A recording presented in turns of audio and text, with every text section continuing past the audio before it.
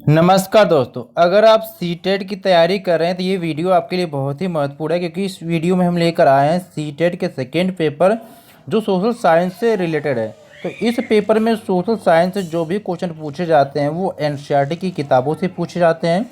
तो अगर आप सोच रहे हैं कि सेकेंड पेपर में एसएसटी की तैयारी हम कहाँ से करें, तो आपको क्या करना है, एनसीईआरटी की किताबें पढ़नी है। एनसीईआरटी की किताबें कौन कौन सी पढ़नी है? क्लास 6 से लेकर क्लास 8 तक की आपको एनसीईआरटी की किताबें पढ़नी है, ठीक है। तो प्यारे दोस्तों, हमें करना क्या है कि आपको सोशल साइंस की अगर पेपर अगर आपको देना है, ठीक है, सीटेट का सेकेंड पेपर, तो आपको करना क्या है, आ रहते हुए आप एनसीईआरटी की किताब पढ़ेंगे, ठीक है। क्लास 6, 7 और 8 की जो एसएसटी की किताबें तीनों, उसको आपको बहुत ही सही तरीके से पढ़ लेना। यानी कि आपको हर एक चीज़ आपको लर्न होना चाहिए, आपको पता होना चाहिए कि मलोका क्या है, मिनियोक क्या है, मेरिनो क्या है। यानी ऐसे शब्द भी अगर आपके सामने आ जाए तो आपको पता होना चाहिए कि उसका मतलब होता क्या, मकान है, घर है या भेड़ की प्रजाति है, ठीक है। और यहाँ पर हम क्या करने वाले हैं, क्वेश्चन के माध्यम से प्रैक्टिस सेट करने वाले हैं। यानी देखने वाले हैं कि जिस टाइप से एग्जाम में क्वेश्चन पूछे जाते हैं उस टाइप से हम क्वेश्चन की प्रैक्टिस करने वाले हैं, ठीक है। तो चलिए शुरू करते हैं अपने वीडियो को। इसमें सारे क्वेश्चन ऐसे रखे गए हैं जो चित्रों के माध्यम से आपको समझाया जाएगा, ठीक है। बस प्यारे दोस्त, आपको करना क्या है कि वीडियो को लास्ट तक ज़रूर देखना है और हर एक क्वेश्चन को एक्सप्लेन किया जाएगा, ठीक है। जहाँ तक कोशिश की जाएगी कि जिस चैप्टर से क्वेश्चन पूछा जा रहा है उस चैप्टर को आपको पूरा पूरा समझा दिया जाए, ठीक है। बस आपसे रिक्वेस्ट है वीडियो को लास्ट तक देखना। और वीडियो को अगर आपको पसंद लगे, आपको लगे कि हाँ आपके लिए मेहनत किया जा रहा है या वीडियो आपके लिए यूजफुल है, तो एक लाइक ज़रूर कर दीजिएगा। और इस वीडियो को अपने दोस्तों के साथ भी ज़्यादा ज़्यादा शेयर करेंगे कि आपके फ्रेंड्स भी वीडियो को देखकर लाभ उठा सकें। और चैनल पर पहली बार विजिट कर रहे हैं तो पूरी सीरीज को देखने के लिए चैनल को सब्सक्राइब जरूर कर लेंगे, क्योंकि हमारे चैनल पे एनसीईआरटी के पूरे टॉपिक को करवाया जाएगा जो आपके सीटेट से रिलेटेड पूछे जाने की संभावना है, ठीक है। तो चलिए हम शुरू करते हैं अपने सीरीज को। प्यारे दोस्तों, इस सीरीज में हम दो टॉपिक को कवर करने वाले हैं, एक मानचित्र, एक पृथ्वी के प्रमुख परिमंडल के बारे में, ठीक है। तो ये प्रैक्टिस सेट 3 है। इसके पहले हमने 2 वीडियो और बना दिया था, अगर आपने नहीं देखा है तो उसे जाकर ज़रूर देखेंगे। और आपने उन दोनों सीरीज को बहुत प्यार दिया है, ठीक है, जिससे इस सीरीज को हम बहुत जल्दी लेकर आएँ। तो सबसे पहले ये मानचित्र को हम समझ लेते हैं, मानचित्र होता क्या है दोस्त, ठीक है। देखिए, आपने बहुत बार नाम सुना होगा मानचित्र के बारे में, ठीक है, ग्लोब के बारे में और एटलस के बारे में, ठीक है जी। जो लोग पढ़ते हैं उनको तो पता है कि ग्लोब व एटलस क्या होता है, लेकिन जो पहली बार एसएसटी पढ़ रहे हैं, ठीक है, तो थोड़ा सा उनके अंदर कन्फ्यूजन होता है। देखो, मानचित्र होता क्या है ना, जैसे जब कभी आप क्या है पृथ्वी के केवल एक भाग का अध्ययन करते हैं, ठीक है, जैसे कभी अपने देश के बारे में या राज्यों के बारे में या जिला, शहर या गांव के बारे में अध्ययन करते हैं, तो उस समय क्या होता है ना, मानचित्र सबसे ज़्यादा उपयोगी होता है, ठीक है। और ग्लोब की बात अगर करते हैं तो ग्लोब क्या होता है कि पृथ्वी का एक संक्षिप्त या लघु रूप होता है। जब हमें पृथ्वी के पूरे, ठीक है, यानी हमें जब पृथ्वी के पूरे भाग का अध्ययन करना होता है तो उस समय ग्लोब हमारे लिए काफ़ी उपयोगी होता है, ठीक है। अब एटलस क्या होता है, जैसे आपने मानचित्र को जानते हैं, मैप को जानते हैं, तो एटलस क्या एक मैप की तरह होता है, यानी मैप की किताब होती है, ठीक है। कभी आपको लाएंगे, आपको एटलस की किताबें हम दिखाएंगे, ठीक है। बहुत सारी चीज़ें हमारे पास है, कभी आपको दिखाएंगे एटलस या ग्लोब, सब चीज़, ठीक है। तो चलिए, अब ये मानचित्र जैसे आप देखते होंगे, तो मानचित्र क्या होता है कि दोस्तों 3 प्रकार के होते हैं। एक होता है भौतिक मानचित्र, दूसरा होता है राजनीतिक मानचित्र, तीसरा होता है थीमेटिक मानचित्र। अब आपके दिमाग में होगा कि हमने तो 2 प्रकार के ही मानचित्र को देखा था, भौतिक मानचित्र और राजनीतिक मानचित्र, यानी कि फिजिकल और पॉलिटिकल।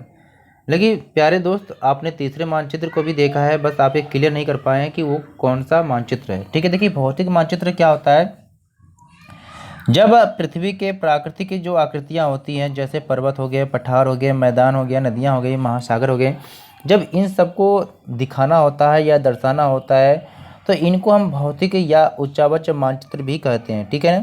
अब राजनीतिक मानचित्र किसे कहते हैं, जैसे आप कभी राज्यों के बारे में, नगरों के बारे में, शहरों के बारे में, गांव और विश्व के अलग अलग देशों के बारे में या राज्यों के बारे में, या इस देश की सीमा कहाँ तक है, इन सबको अगर दर्शाना रहता है तो आपको पॉलिटिकल मैप यानी कि राजनीतिक मानचित्र का यूज करना चाहिए, या इन्हें राजनीतिक मानचित्र भी कहते हैं। ठीक है, तीसरे नंबर का जो मानचित्र आता है उसे हम थीमेटिक मानचित्र कहते हैं। जैसे आपने मानचित्र में देखा होगा, बहुत सारी ऐसी जानकारियाँ होती हैं, जैसे कहीं पर सड़क का मानचित्र दिखाया गया है, कहीं पर वर्षा को दिखाया जाता है, कहीं पर पेड़ पौधों को दिखाया जाता है, या उद्योग या फैक्ट्रियों को दिखाया जाता है। तो ये जो दिखाया जाता है तो इन्हें हम क्या थीमेटिक मानचित्र कहते हैं। ठीक है, तो आप लगभग क्लियर कर लिए होंगे कि हाँ, ये 3 प्रकार के जो मानचित्र होते हैं, तो कौन से में कौन सा, यानी कि भौतिक में कौन से क्षेत्र आते हैं, राजनीतिक में, थीमेटिक में। अब चलिए दोस्त, हम सीधे क्वेश्चन को करते हैं और एक्सप्लेन करते हुए चलते हैं। ठीक है दोस्तों, देखिए, अगर आप किसी चीज़ को अच्छे तरीके से आप समझेंगे, एक्सप्लेन करते हुए अगर समझाया जाएगा तो वीडियो थोड़ी सी लंबी हो जाएगी। ठीक, आपको भी पता है, यहाँ पर हमें केवल कोटा पूर्ति नहीं करनी है कि हमने क्वेश्चन आपको दे दिया, बस ऑप्शन में जो राइट हो आपको बता के नेक्स्ट क्वेश्चन चले जाएं। उस क्वेश्चन से रिलेटेड जो भी फैक्ट है वो आपको बताएंगे, तो थोड़ी वीडियो लंबी हो जाएगी। बस वीडियो को लास्ट तक जरूर देखना, यकीन नहीं मानेंगे, इस चैप्टर से रिलेटेड सारे क्वेश्चन आपको कंप्लीट हो जाएगा। ठीक है, चलिए, बहुत अच्छी बात है कि आप लगातार देख रहे हैं। क्वेश्चन को देखते हैं। यहाँ पर क्वेश्चन कहा गया है कि भौतिक मानचित्र में किन्हें शामिल किया जाता है, यानी कि भौतिक मानचित्र में किन्हें शामिल किया जाता है, आपको यहाँ पर बताना है। ठीक है, यानी पर्वत को शामिल किया जाता है, या पठार को, या मैदान को, या महासागर को, या देश या राज्यों की सीमाओं को। ठीक है, आपको बताना है। तो अभी हमने पढ़ा था कि भौतिक मानचित्र में क्या है कि भाई पृथ्वी की जो आकृतियाँ होती हैं प्राकृतिक, जैसे पर्वत है, पठार है, मैदान है, नदियाँ है, महासागर है। ठीक है, इन सबको क्या है भौतिक मानचित्र में हम क्या है शामिल करते हैं। तो यहाँ पर अगर देखेंगे तो पर्वत की बात हुई थी, पठार की बात हुई थी, मैदान की और महासागर की। तो ये सारे क्या है प्राकृतिक है, यानी कि भौतिक मानचित्र में आएंगे। तो अगर देखिए पहला, दूसरा, तीसरा और चौथा ये कहाँ पर है, तो ये आपके सी में है। ठीक है, तो ऑप्शन यहाँ पर सी करेक्ट हो जाएगा। ठीक है, यानी कि आप कह सकते हैं कि ये आपका 5 वाला नहीं होगा। ठीक है ना, चलिए, बहुत अच्छी तरीके से आपने समझा है। सेकंड क्वेश्चन की तरफ चलते हैं। देखिए सेकंड क्वेश्चन क्या कर रहा है, यहाँ पर ध्यान से पढ़ेंगे आप भी। उम्मीद करते हैं कि आप आगे के क्वेश्चन को आप खुद करने लग जाएंगे, क्योंकि हमने एक्सप्लेन शुरू में ही कर दिया था। क्वेश्चन को पढ़ेंगे आप कि राज्यों, नगरों, शहरों तथा गाँवों और विश्व के विभिन्न देशों व राज्यों तथा उनकी सीमाओं को दर्शाने वाले मानचित्र को क्या कहा जाता है। ठीक है, जल्दी से आंसर देखिए। अभी हमने पढ़ा था कि भाई राज्य है, नगर है, शहर है तथा गांव, विश्व के विभिन्न जो देश हैं या राज्य हैं या उनकी सीमाओं को अगर जहां पर दर्शाया जाता है तो उन्हें हम क्या कहते हैं, उन्हें हम कहते हैं राजनीतिक मानचित्र। यानी कि हम किसकी तरफ जाएंगे, ऑप्शन बी की तरफ। ठीक है, देखिए अब यहाँ पर थीमेटिक मानचित्र के बारे में कहा गया है, इसको भी आप देखेंगे। ठीक है, यानी कि थीमेटिक मानचित्र में से किसे किसे शामिल किया जाता है, यानी थीमेटिक मानचित्र में कौन कौन से शामिल है आपको बताना है। तो फर्स्ट यहाँ पर दिया हुआ है, क्या दिया है, सड़क है। ठीक है, दूसरा है वर्षा है, तीसरा है कि वन है, उद्योग के वितरण दर्शाने वाले मानचित्र। तो अभी हमने एक्सप्लेन किया था थीमेटिक मानचित्र में ये उपयुक्त तीनों आते हैं। तो अब देखिए पहला, दूसरा, तीसरा किस में आ रहा है दोस्तों, तो ये उपयुक्त सभी, यानी कि ऑप्शन डी यहाँ पर करेक्ट हो जाएगा। ठीक है, उम्मीद करते हैं कि आपको तीनों भौतिक, राजनीतिक, थीमेटिक मानचित्र आपको अच्छे प्रकार से समझ में आ गया होगा। और एक बात और है दोस्त कि हमें आपके सुझाव का हमेशा इंतज़ार रहता है। आपके जो भी सुझाव हैं आप कमेंट में हमें बता सकते हैं। ठीक है, जहाँ तो कोशिश किया जाएगा कि उसको क्या है माना जाएगा। चलते हैं नेक्स्ट क्वेश्चन की तरफ। क्वेश्चन नंबर 4 को हम देखते हैं। देखिए क्वेश्चन 4 में क्या कह रहा है यहाँ पर कि मानचित्र के संदर्भ में, ठीक है, मानचित्र के संदर्भ में किन दिशाओं को प्रधान दिग्बिंदु कहा जाता है। ठीक है, अब देखिए, अब देखेंगे यहाँ पर जो 4 दिशाएं होती हैं। ठीक है, तो 4 दिशाओं में जैसे ये आपका उत्तर हो गया, ये दक्षिण हो गया, ये पूर्व हो गया, ये आपका पश्चिम हो गया। ठीक है, तो मानचित्र में आपने देखा कि भाई 4 दिशाएं होती हैं। तो इन चारों दिशाओं को क्या कहते हैं कि प्रधान दिग्बिंदु कहते हैं। ठीक है, यानी जो बीच की जो फिर 4 दिशाएं जो होती हैं, जैसे मान लीजिए बीच में ये 4 दिशाएं को हमने फिर बना दिया। ठीक है, तो ये जो 4 दिशाएं बीच की होती हैं, ठीक है, अब इनको क्या कह सकते हैं, इसको उत्तर पूर्व कर सकते हैं। जैसे ये वाले एरिया को कह सकते हैं कि उत्तर और पूर्व हो गया। ठीक है, और फिर इस वाले एरिया को आप कह सकते हैं क्या है कि दक्षिण और पूर्व कह सकते हैं, और इस वाले एरिया को दक्षिण और पश्चिम कह सकते हैं, तो इस वाले एरिया को उत्तर और पश्चिम कह सकते हैं। ठीक है, तो ये इन बीच वाली जो दिशाओं की मदद से हम क्या करते हैं किसी भी स्थान की सही स्थिति का भी पता लगा सकते हैं। लेकिन यहाँ पर अब बात आपसे क्या किया गया है, क्या पूछा गया कि प्रधान दिग्बिंदु के बारे में पूछा दिशाओं के। तो प्रधान दिग्बिंदु क्या 4 होते हैं, ठीक है। तो यहाँ पर अगर देखा जाएगा तो यहाँ पर कोट में दिया था कि पहला उत्तर है, दूसरा दक्षिण, तीसरा पूर्व है, चौथा पश्चिम है, ठीक है दोस्तों। तो यहाँ पर जब चारों दिशाएं यहाँ पर प्रधान दिग्बिंदु में आपकी आती है तो ये ऑप्शन डी यानी कि उपयुक्त सभी सही हो जाएगा, ठीक है। चलिए चलते हैं नेक्स्ट क्वेश्चन की तरफ। उम्मीद करते हैं कि आप भी हर एक क्वेश्चन को समझते हुए चल रहे हैं, ठीक है। जहाँ पर भी कोई भी कन्फ्यूजन रहे तो आप ज़रूर बताएंगे। चलिए, और हाँ, लाइक भी ज़रूर करते रहेंगे, क्योंकि देखिए आपके जितने लाइक व्यू तो ज़्यादा आते हैं, आप लोग जितने देखते हैं लेकिन लाइक नहीं करते हैं, ठीक है। तो ऐसा मत करिए, लाइक करने में आपका कुछ भी नहीं जाएगा, ठीक है। लेकिन जितने भी आप लाइक करेंगे तो हमें मोटिवेशन मिलेगा कि हाँ, हमारी जो मेहनत है वो सफल हो रही है, ठीक है, लोग पसंद कर रहे हैं, ठीक है। चलिए, क्वेश्चन 5 यहाँ पर है कि मानचित्र के संदर्भ में रूढ़ प्रतीक किसे कहा जाता है। अब देखिए एक नया क्वेश्चन आपको आ गया, ठीक है, कि रूढ़ प्रतीक होता क्या है, ठीक है। तो जैसे मानचित्र की आपने देखा होगा कि मानचित्र में 3 घटक होते हैं, ठीक है। मानचित्र में 3 घटक होते हैं जिसे दिशा, दूरी या प्रतीक कहते हैं, ठीक है। अब प्रतीक मानचित्र का तीसरा प्रमुख घटक होता है। प्रतीकों के जब इस्तेमाल की बात होती है तो आपने देखा होगा कि मानचित्र को आसानी से खींचा जाता है, हम मान लेते हैं, ठीक है। लेकिन एक चीज़ ऐसा है कि भाई मानचित्र जब आप देखते हो तो मानचित्र की एक विश्वव्यापी भाषा होती है, ठीक है। प्रतीक का उपयोग करके क्या है, प्रतीक के उपयोग करने के लिए क्या है, अलग अलग देशों के बीच में क्या एक अंतर्राष्ट्रीय सहमति हुई थी जिसको सभी लोग मानते हैं, ठीक है। अब ये प्रतीक जो होते हैं इनको ही क्या रूढ़ प्रतीक भी कहा जाता है। जैसे हम मान लेते हैं, आपने देखा होगा मैप में कि जैसे रेलवे लाइन बिछ गई, ठीक है, पक्की सड़क बन गया, या गिरजाघर या कच्ची सड़क बन गई, तो ये सब जो सिंबल होते हैं इनको ही कहते हैं रूढ़ प्रतीक कहते हैं, ठीक है ना। तो उम्मीद करते हैं कि आप समझ में आपको आ गया होगा। तो अब यहाँ पर देखेंगे कि क्वेश्चन का आंसर क्या होने वाला है। तो ये राइट आंसर ऑप्शन ए यहाँ पर, ठीक है, यानी जिन प्रतीकों के उपयोग के संबंध में अंतर्राष्ट्रीय सहमति हो, ठीक है। ऐसा नहीं कि आप पूरे देश में सहमति नहीं है या पूरे अंतर्राष्ट्रीय लेवल पर सहमति अगर नहीं है तो उसे हम रूढ़ प्रतीक कहेंगे, ऐसा नहीं है, ठीक है। चलिए, क्वेश्चन नंबर 6 यहाँ पर देखते हैं, ठीक है। क्वेश्चन अच्छा है, ध्यान से पढ़ेंगे दोस्तों। और क्वेश्चन क्या कर रहा है कि नीचे नीचे दिए गए कथनों में से कौन से कथन सत्य हैं, इसको आपको बताना है। बहुत अच्छा क्वेश्चन है। और चलिए देखते हैं कि पहले पॉइंट में क्या कहा है कि जो मानचित्र पैमाने पर आधारित न होकर याददाश्त और स्थानीय प्रेक्षण पर आधारित होते हैं उन्हें रेखाचित्र मानचित्र कहते हैं। सेकेंड कह रहा है कि एक छोटे क्षेत्र का बड़े पैमाने पर खींचा गया रेखाचित्र क्या कहलाता है, खाका कहलाता है। तो देखिए पहला भी जो है कथन, पहला पॉइंट सही है, दूसरा भी सही है, ठीक है। कि रेखा मानचित्र के जब अंतर्गत आप देखते हैं बहुत सारे क्या होता है कि कच्चे आरेख को बिना पैमाने की सहायता से खींचा जाता है, जैसे आपने मैप में देखा है। या अगर आपके दोस्त अपने घर का पता बताते हैं तो आप करते क्या, एक पेपर पे उनके बताए के अनुसार आप मैप खींच लेते हो, ठीक है। कि हाँ, जैसे कोई लोकेशन बताता है कि इस दुकान से आपको जाना है, यहाँ पर जाने के बाद आपको बाएं मुड़ जाना है, बाएं से इतने किलोमीटर चलने के बाद फिर आपको ऐसे हो जाना है। तो ये जो आप दिशा आप बनाते हैं, इस तरीके का जो आप लाइन खींचते हैं, रेखा मानचित्र खींचते हैं, ठीक है, तो इसको क्या कहते हैं बताइए जल्दी आप। इसको हम कहते हैं रेखाचित्र खाका कहते हैं, ठीक है ना। तो दोनों सत्य है। तो यहाँ पर क्या है, ऑप्शन आपका सी हो जाएगा, यानी कि ए और बी दोनों सही है, ठीक है ना, पहला और दूसरा दोनों सही है। बहुत अच्छा है। चलिए चलते हैं अगले क्वेश्चन की तरफ, ठीक है।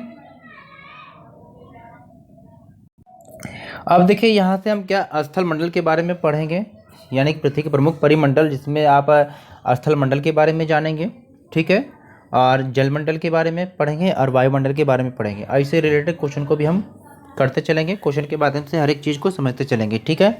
तो यहाँ पर क्वेश्चन नंबर 7 है दोस्तों। यहाँ पर देखेंगे क्या दे रखा है कि जलमंडल में जल की कौन कौन सी अवस्थाओं को सम्मिलित किया जाता है। ये बहुत ही आसान सा क्वेश्चन है, लगभग सभी को मालूम होगा, ठीक है। तो अब देखते हैं कि भाई जलमंडल में क्या, पृथ्वी के बहुत बड़े भूभाग पर आपने देखा कि जल पाया जाता है। और जल क्या है, कई रूपों में होता है, ठीक है, जिसको हम जलमंडल भी कहते हैं। तो जलमंडल की जो कई अवस्थाएं होती हैं, जिससे हम जैसे बर्फ़ करते हैं, भाई बर्फ़ है तो वो भी जल है, जल तो होता ही है। एक जल वाष्प होता है, ठीक है।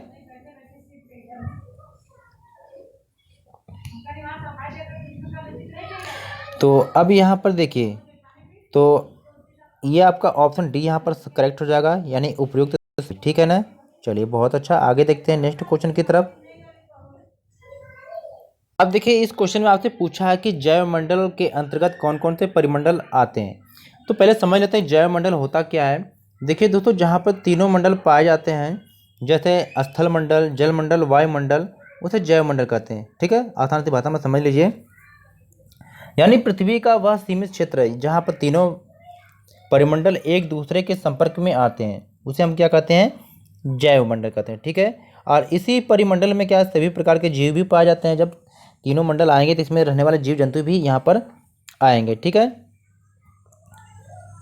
और ये जो पृथ्वी के जो तीनों मंडल होते हैं, ये परस्पर क्या आपस में क्रिया करते हैं, ठीक है, तथा ये एक दूसरे से क्या करते हैं, किसी न किसी रूप में एक दूसरे को प्रभावित करते हैं, ठीक है। तो यहाँ पर अगर देखा जाएगा तो क्वेश्चन नंबर 8 का जो राइट आंसर यहाँ पर हो जाएगा ऑप्शन डी, यानी स्थल मंडल, जलमंडल, वायुमंडल, ये तीनों क्या है, जैवमंडल के अंतर्गत आते हैं, ठीक है ना। चलिए चलते हैं नेक्स्ट क्वेश्चन की तरफ। क्वेश्चन है यहाँ पर 9 क्वेश्चन है, यहाँ पर 9 क्वेश्चन है कि विश्व का सबसे ऊंचा शिखर कौन सा। देखिए ये जो क्वेश्चन है इसका आंसर सभी को पता होगा, ठीक है। यानी जो आपने देखा होगा बहुत जगह, अपने जैसे ट्रेन पे कहीं गए होंगे, प्लेटफार्म पे, या बहुत सारे ऐसे चीज़ों पे आपने देखा होगा, वहाँ पर लिखा रहता है कि स्थल की ऊंचाई को कैसे मापते हैं, समुद्र तल से मापते हैं, कि समुद्र तल से इसकी ऊंचाई इतनी है, ठीक है। अगर आपने नहीं देखा है तो जहाँ पर भी आप रेलवे स्टेशन पर जाते हैं, वहाँ पर जो स्टेशन का जो बोर्ड लगा रहता है दोस्तों, वहाँ पर आप देखिए, वहाँ पर लिखा रहता है कि समुद्र तल से ऊंचाई, क्योंकि समुद्र का जो तल होता है हर सभी जगहों पर एक समान होता है, ठीक है। तो अब स्थल की जो ऊंचाई है उसको आप क्या समुद्र तल से मापते हैं, ठीक है। और आपको ये भी पता है कि विश्व का जो सबसे ऊंचा जो शिखर है ये माउंट एवरेस्ट है, ठीक है, जिसकी जो ऊंचाई है समुद्र तल से 8,848 मीटर है, ठीक है। और दूसरे नंबर पे जो बात आती है तो दूसरे नंबर पे आपका K2 है, ठीक है। पहले नंबर पे आपका ये है और दूसरे नंबर पे आपका K2 है। K2 कहाँ पर है दोस्तों, ये आपके कहाँ पर है, ठीक है। और तीसरे नंबर पे आपका के कंचनजंगा, ये पहले नंबर पे है, ये दूसरे नंबर पे है, कंचनजंगा तीसरे नंबर पे है। K2 तो ये भारत का ही है, ठीक है, लेकिन जो भारत में अगर स्थित आपसे पूछे तो वो कंचनजंगा है, ठीक है। अब K2 की ऊंचाई कितनी है आपको देख लेना है। तो जो K2 है इसकी जो ऊंचाई है 8,611 मीटर है, ठीक है। और माउंट एवरेस्ट की जो ऊंचाई कितनी थी, 8,848 मीटर थी, ठीक है, इसको आप देखेंगे। और कंचनजंगा जो है तीसरे नंबर पे है, इसकी ऊंचाई कितनी थी, 8,556 मीटर, ठीक है। ये सारा चीज़ आपको याद रखना चाहिए कि पहले नंबर पे अगर पूछा जाए तो कौन सा है, दूसरे पे, तीसरे पे, इसको आप डाटा आप देखते रहेंगे, ठीक है। और एक बात और याद रखेंगे, जो माउंट एवरेस्ट है ये किस देश में स्थित है, तो माउंट एवरेस्ट जो आपके क्या है, नेपाल देश में स्थित है। और नेपाल में इसको क्या सागर माथा के नाम से जानते हैं, ठीक है। इन सब सारे डाटा को आप समझते चलेंगे क्योंकि क्वेश्चन कहीं से पूछा जा सकता है।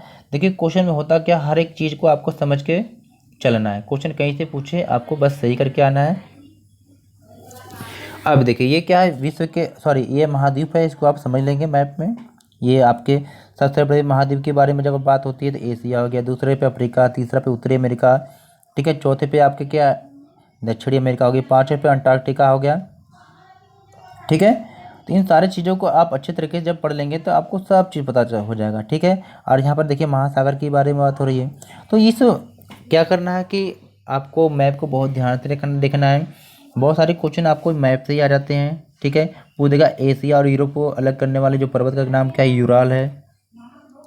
जो नील नदी है विश्व की सबसे लंबी नील नदी है, कहाँ पर है, किस अफ्रीका में है, किस महाद्वीप में, ये पूछ दिया जाएगा, ठीक है। तो सबसे लंबी पर्वतमाला कहाँ, एंडीज है, कहाँ पर स्थित है, या कौन सा महाद्वीप ऐसा है जहाँ से तीनों रेखाएं गुजरती हैं, तो ये आपके अफ्रीका है। यानी हम ये कह सकते हैं दोस्तों कि क्या है कि इस वर्ल्ड मैप से बहुत सारे क्वेश्चन भी आपके एग्जाम में आते हैं। तो वर्ल्ड मैप अगर आप पढ़ने वाले बच्चे हैं तो आपके पास वर्ल्ड का मैप, आपके इंडिया का मैप आपके पास होना चाहिए, ठीक है। और समय समय पे जब भी कोई मैप वाले क्वेश्चन को पढ़ें एक बार मैप को जरूर देखें आप, ठीक है। चलिए क्वेश्चन को देखते हैं। सारे दोस्तों आपको अगर इन सब की PDF चाहिए तो हमें हमारे टेलीग्राम ग्रुप से जरूर जुड़ेंगे, ठीक है, लास्ट में आपको बताया जाएगा, ठीक है। वहाँ पर आपको सारी की सारी PDF आपको फ्री में मिल जाएगी, ठीक है ना। चलिए अब हम क्वेश्चन के माध्यम से देखते हैं। क्वेश्चन यहाँ पर क्या कहा गया है कि विश्व का सबसे गहरा भाग, विश्व का सबसे जो गहरा भाग है वो किस महासागर में स्थित है, आपको बताना है। तो सबसे पहले आपको जानना कि विश्व का जो सबसे गहरा भाग है वो कौन सा है, मेरियाना गर्त है।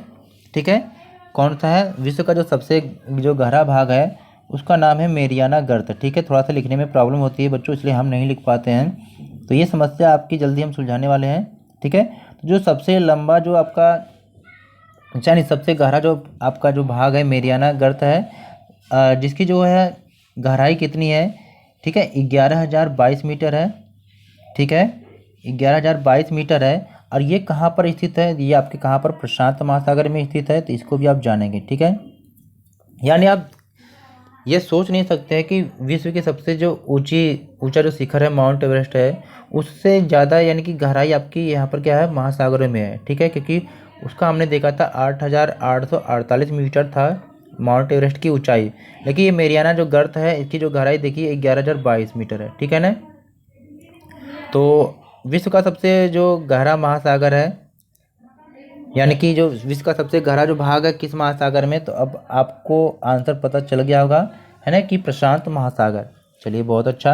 और हाँ, वीडियो को लाइक भी ज़रूर कर दीजिएगा। ठीक है, कोई भी क्वेश्चन है आपको समझ में नहीं आता है आप कमेंट में पूछ सकते हैं, और हमें आपके कमेंट का बहुत ही यानी कि इंतज़ार रहता है कि आप क्या लिखेंगे। ठीक है, क्योंकि आपकी समस्याओं का समाधान करना हमारी जिम्मेदारी है दोस्तों। बस आप कंटेंट को पढ़ते रहेंगे तो प्रैक्टिस भी आपकी होती रहेगी। ठीक है, क्योंकि देखिए आपको क्या करना है, अच्छे तरीके से पढ़ना भी है, तो क्वेश्चन की भी प्रैक्टिस करनी ज़रूरी है सबसे।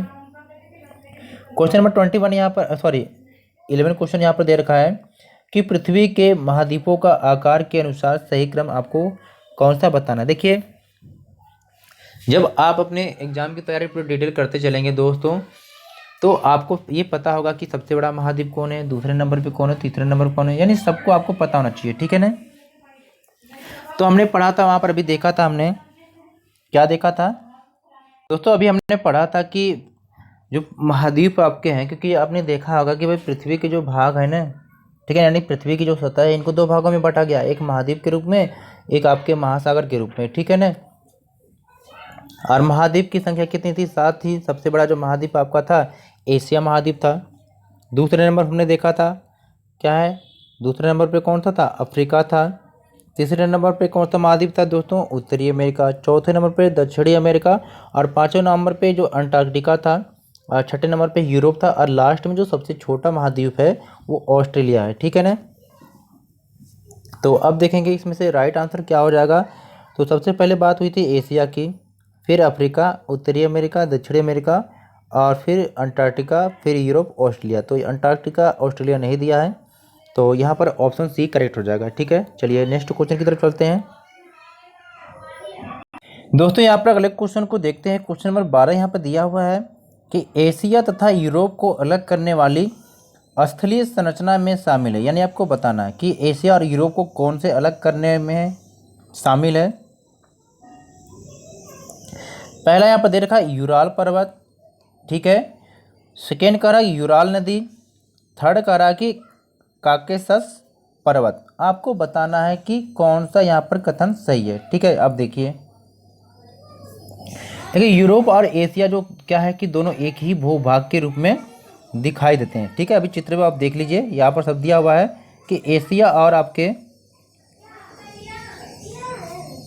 देखिए क्या कह रहा है कि आपको कि जो एशिया आपके यूरोप है दोनों एक ही भूभाग के रूप में दिखाई पड़ते हैं। ठीक है ना, जो क्या है सिर्फ यूराल पर्वत, ये जो यूराल पर्वत है ना, इससे ही क्या है ये अलग होते हैं। ठीक है, यूराल पर्वत और यूराल नदी द्वारा एक दूसरे से क्या ये अलग होते हैं, कौन, एशिया और आपके यूरोप।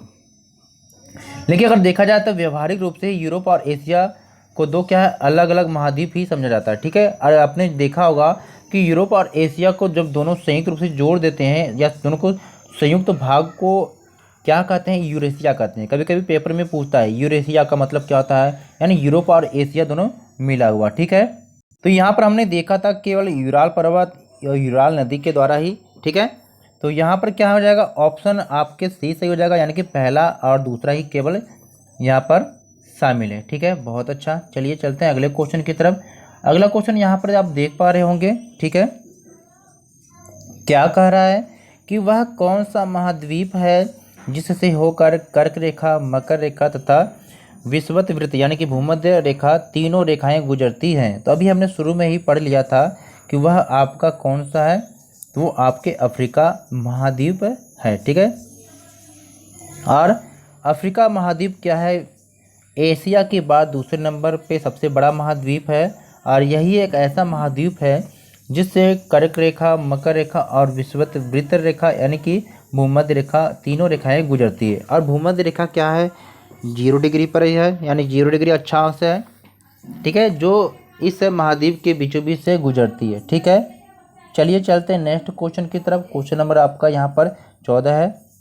देखिए क्वेश्चन 14 क्या कर रहा है, इसको ध्यान से पढ़ेंगे, अच्छा क्वेश्चन है, एग्जाम में बार बार पूछता है। एशिया को अफ्रीका से अलग करने वाली नहर के बारे में पूछा है, ठीक है। एशिया से अफ्रीका को अलग करने वाली नहर का नाम आपसे पूछा है। तो जो मिस्र के जो सिनाई महाद्वीप में बनाया गया एक स्वेज नहर है, जो विश्व की सबसे बड़ी एक कृत्रिम नहर है, यानी कि प्राकृतिक तो हम नहीं कह सकते हैं, तो कृत्रिम है। और यह जो नहर है, ठीक है, यह नहर क्या है, भूमध्य सागर को क्या करता है कि लाल सागर से जोड़ता है। यानी ये जो नहर है आपका है, स्वेज नहर है, भूमध्य सागर को लाल सागर से ये जोड़ती है।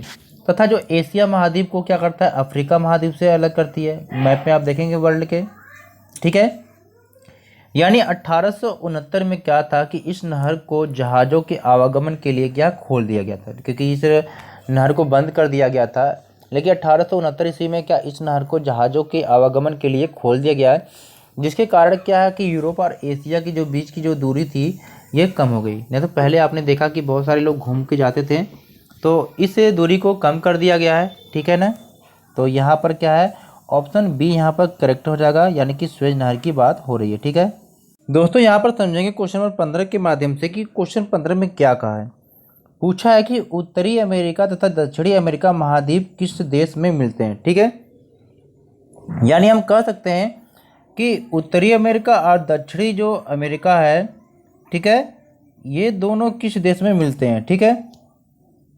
चित्र में आप देख पा रहे होंगे, ठीक है, कि उत्तरी अमेरिका और दक्षिणी अमेरिका जो क्या है, दोस्तों यहाँ पे देखेंगे जो उत्तरी अमेरिका जो दक्षिणी अमेरिका है, ठीक है, ये दोनों क्या है, एक स्थल संधि से जुड़े हुए हैं। स्थल संधि किसे कहते हैं उसको आप देख लेंगे, ठीक है।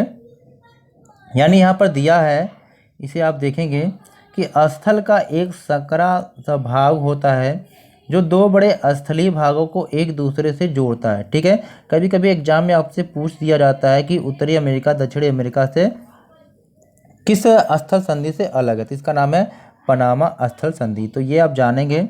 जैसे आपसे कभी पूछ दे भारत और श्रीलंका किससे अलग है, तो ये जल संधि से अलग है। कौन से, पाक जल संधि। तो इन दोनों क्वेश्चन को आप देख लेंगे, ठीक है।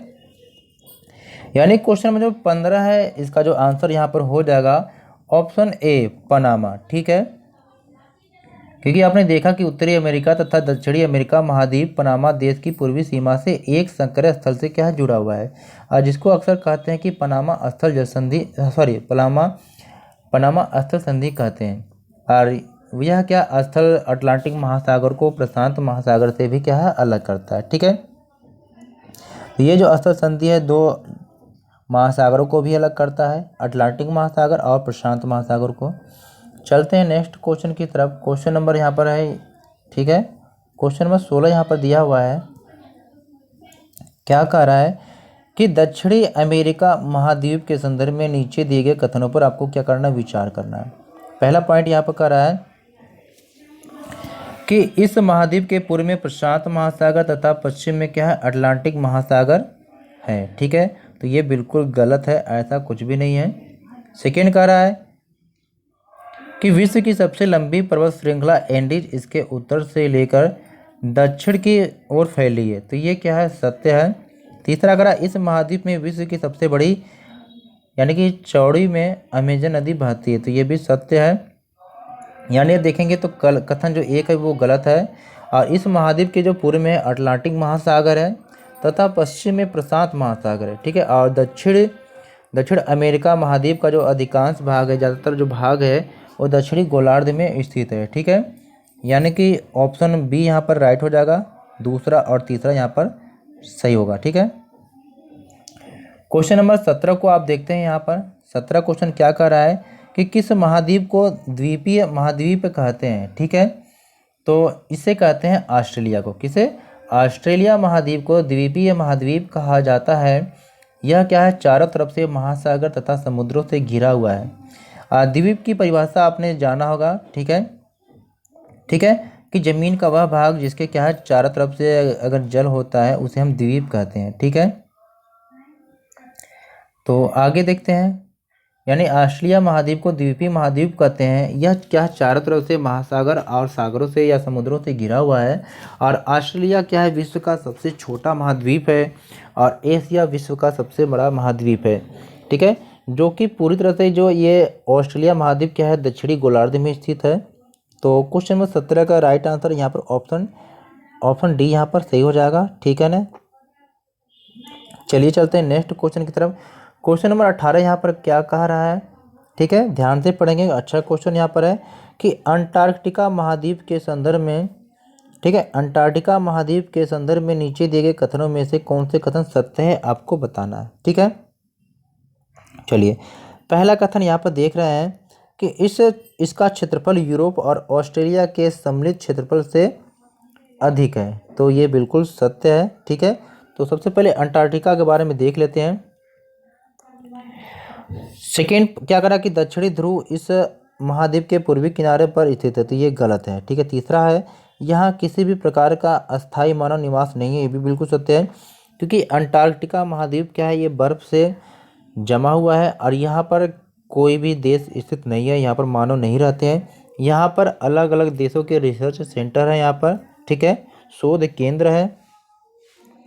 तो अगर देखा जाए तो कथन 1 और 3 सत्य है और कथन 2 क्या गलत है, क्योंकि अंटार्कटिका एक बहुत बड़ा महाद्वीप है 5वें नंबर पे, जो कि पूरी तरह से क्या है दक्षिणी गोलार्ध में स्थित है। ठीक है, यानी हम दक्षिणी ध्रुव इस महाद्वीप के एकदम मध्य में स्थित है। ठीक है, इसलिए क्या है इस महाद्वीप में हमेशा क्या है मोटी बर्फ की परत से ये ढका हुआ है। ठीक है, और बहुत सारे देशों के जो रिसर्च सेंटर यानी कि शोध केंद्र यहाँ पर स्थित है। और यहाँ पर क्या भारत के भी शोध केंद्र यहाँ पर स्थित है, जिसका नाम है मैत्री है या दक्षिण गंगोत्री। तो अब यहाँ पर देखा जाएगा तो ऑप्शन सी यहाँ पर राइट हो जाएगा। ठीक है, यानी पहला और तीसरा यहाँ पर कथन सही है। ठीक है, बहुत अच्छा। चलते हैं नेक्स्ट क्वेश्चन की तरफ।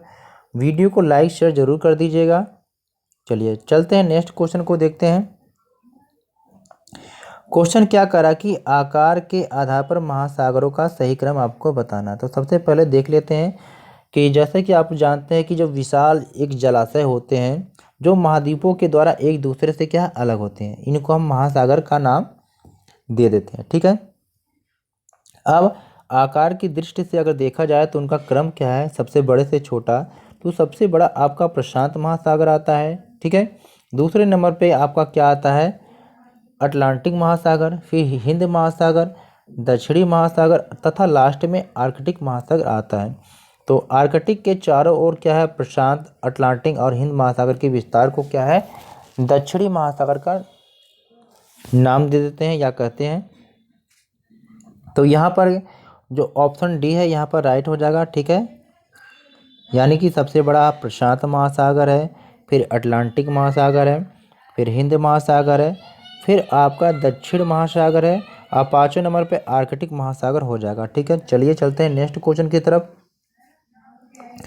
क्वेश्चन नंबर 20 है दोस्तों, यहाँ पर आप देख पा रहे होंगे। ठीक है, क्या है क्वेश्चन 20 कि नीचे दिए गए कथन किस महासागर से संबंधित है आपको बताना है। ठीक है, तो किससे संबंधित है यानी ये विशेषताएं किसके बारे में कह रही है इसको हम देखेंगे। पहला पॉइंट कह रहा है यहाँ पर कि यह महासागर पृथ्वी के 1/3 भाग पर फैला है, अर्थात इसका क्षेत्रफल सभी महाद्वीपों के कुल क्षेत्रफल से बड़ा है। ठीक है, सेकंड कह रहा है यहाँ पर कि यह अन्य महासागरों की अपेक्षा अधिक गहरा भी है। तीसरा कह रहा है कि इस महासागर के एक ओर एशिया और ऑस्ट्रेलिया महाद्वीप है तथा दूसरी ओर उत्तरी और दक्षिणी अमेरिका महाद्वीप स्थित है। तो दोस्तों ये सारी जो विशेषताएं हैं ये किसकी तरफ इंगित कर रही हैं, तो ये आपके प्रशांत महासागर की तरफ इंगित कर रही हैं। ठीक है, क्योंकि देखिए प्रशांत महासागर सबसे बड़ा महासागर है, ठीक है। और पृथ्वी का जो सबसे गहरा जो भाग है मेरियाना गर्त है, ये प्रशांत महासागर में ही स्थित है, ठीक है। चलिए नेक्स्ट क्वेश्चन की तरफ चलते हैं, ठीक है। नेक्स्ट क्वेश्चन यहाँ पर कहा क्या रहा है कि नीचे दिए गए कथन एवं कारणों पर आपको क्या विचार करना है, ठीक है।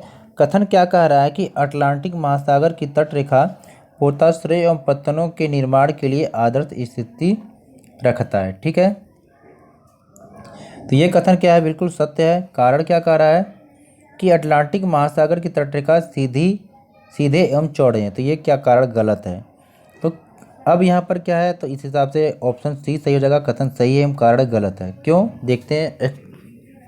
देखिए, जो अटलांटिक महासागर है ये विश्व का दूसरा सबसे बड़ा महासागर है, ठीक है। पहला क्या, प्रशांत महासागर है, और इसके पश्चिमी किनारे पर उत्तर एवं दक्षिणी अमेरिका है, ठीक है, तथा पूर्वी किनारे पर यूरोप एवं अफ्रीका है, ठीक है।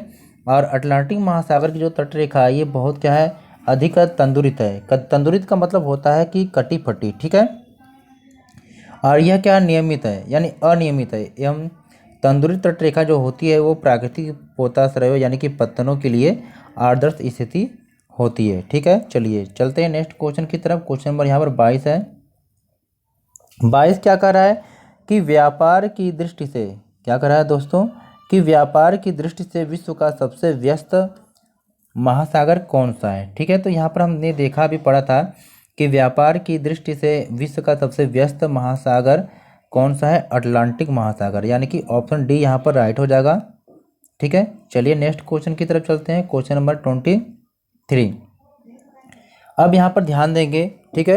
अब वायुमंडल से संबंधित हम कुछ चीज़ों को जान लेते हैं। वायुमंडल होता क्या है दोस्तों, देखिए होता क्या है कि पृथ्वी के जो चारों ओर गैस की एक लेयर होती है, यानी कि परत होती है, जिसको हम वायुमंडल के नाम से जानते हैं। और यह वायुमंडल क्या करती है, हमें सूर्य की हानिकारक तेज किरणों से बचाती है और पृथ्वी पर रहने के लायक हमें ये बनाती है, ठीक है। और लगभग क्या है, ये 1600 किलोमीटर की ऊंचाई तक ये फैली हुई है, कौन सी, वायुमंडल। और आपने जाना होगा कि वायुमंडल में सबसे ज़्यादा जो नाइट्रोजन गैस की मात्रा है 78%, एक ऑक्सीजन क्या 21% होता है, ठीक है।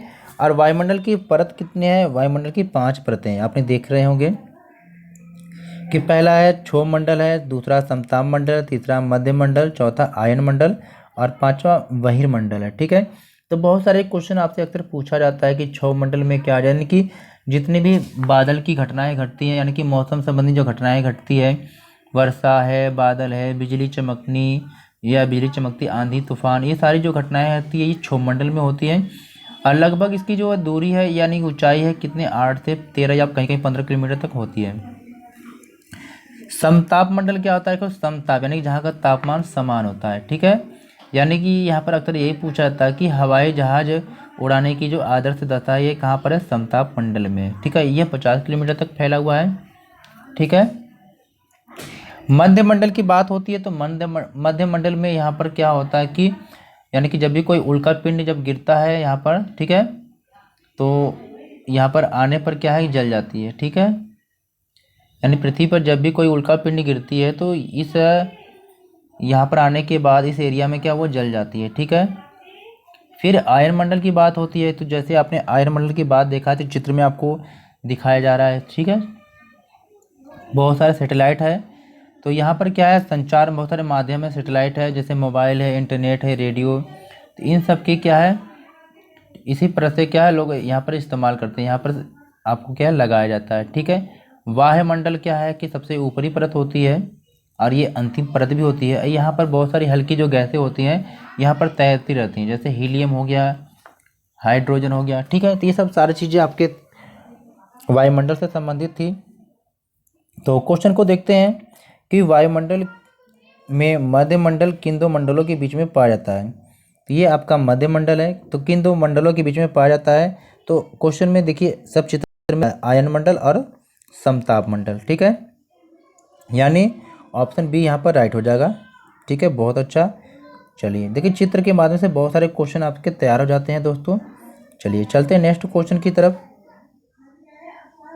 देखिए क्वेश्चन नंबर 24 यहाँ पर दिया है कि नीचे दिए गए कथनों पर विचार करिए, ठीक है। पहला दे रखा है कि वायुमंडल में उपस्थित नाइट्रोजन गैस सभी गैसों के जीवधारियों की वृद्धि में सहायक है, तो बिल्कुल सत्य है। सेकेंड करा कार्बन डाइऑक्साइड गैस पेड़ पौधों की वृद्धि में सहायक होते हैं, तो ये भी बिल्कुल सत्य है। तो यहाँ पर अगर देखा जाएगा तो ऑप्शन सी सही हो जाएगा, यानी कि पहला और दूसरा दोनों क्या यहाँ पर सही हो जाएगा। ठीक है, यानी कि ऑप्शन जो आपका है सी यहाँ पर राइट हो जाएगा दोस्तों। ठीक है, चलिए आगे चलते हैं। तो यहाँ पर हमने क्या है 24 के 24 क्वेश्चन कंप्लीट किया, ये उसकी आंसर की है। उम्मीद करते हैं कि आपको ये वीडियो पसंद आई होगी। वीडियो को लाइक शेयर ज़रूर करना, और चैनल पर पहली बार विजिट करें तो चैनल को सब्सक्राइब कर लेना। अगर आप इसकी PDF चाहते हैं या टेलीग्राम पे क्विज करना चाहते हैं, यानी क्विज के माध्यम से प्रैक्टिस करना चाहते हैं, तो हमारे टेलीग्राम ग्रुप को ज्वाइन ज़रूर करेंगे। ठीक है, और इसकी जो भी सीरीज़ है आप चैनल को सब्सक्राइब करके देख लेंगे। इंस्टाग्राम पे भी हमें क्या फॉलो कर सकते हैं। कोई भी आपकी क्वेरी है, क्वेश्चन भी, तो कमेंट में पूछ सकते हैं। ठीक है, तो चलिए प्यारे दोस्तों, कमेंट करके ज़रूर बताएं कि आपको ये वीडियो कैसी लगी। ठीक है, फिर मिलते हैं एक नई वीडियो के साथ। तब तक घर पर रहिए, मस्त रहिए, अपने एग्ज़ाम की तैयारी को करते रहिए।